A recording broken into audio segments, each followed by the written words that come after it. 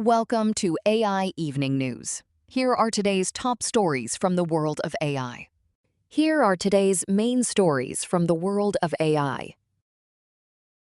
OpenAI and Amazon Web Services are expanding their strategic partnership. Starting today, in limited preview, AWS customers can use OpenAI's GPT models, the Codex coding agent, and Amazon Bedrock managed agents powered by OpenAI, all running inside their existing AWS accounts and security boundaries. For enterprises already on AWS, this removes the largest barrier to OpenAI deployment: data residency and procurement. The bet here is that frontier model access becomes a checkbox inside the cloud you already use, not a separate vendor relationship. Google Photos is adding an AI feature that catalogs clothing from your photo library and turns it into a virtual wardrobe. Users will be able to organize clothes by category, mix and match items into outfits, and preview them on themselves before getting dressed. Google says the feature is rolling out this summer, on Android first and iOS later.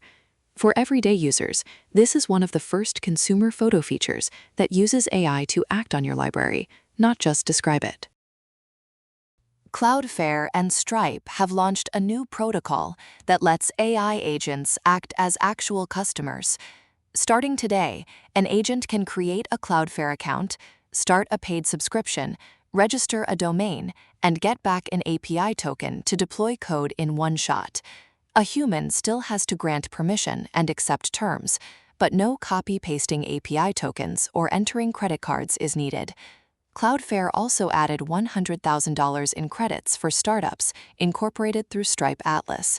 For agent builders, this is the first time provisioning the cloud is part of the agent workflow itself. GitHub has shipped the April update for Copilot in Visual Studio. Developers can now start Cloud Agent sessions directly from the IDE. Picking Cloud from the Agent Picker creates a GitHub issue and pull request on remote infrastructure while you keep working locally. Custom agents now have user-level definitions that travel with you across projects, and a new debugger agent validates fixes against live runtime behavior. For working developers, this brings the Cloud Agent loop into Visual Studio's main flow. OpenAI has open-sourced Symphony, a specification for orchestrating Codex coding agents.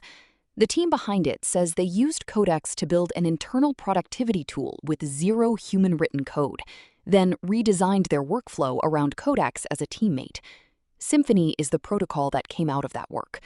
The pitch is to turn issue trackers into always-on agent systems and reduce engineering context switching. For dev teams already running Codex at scale, this gives them a shared spec to coordinate dozens of agents across a repository.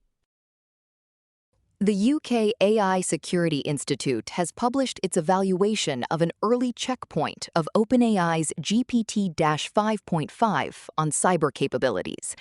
According to the report, GPT-5.5 becomes the second model, after Anthropic's Claude Mythos preview, to solve one of AISI's multi-step cyber attack simulations end-to-end.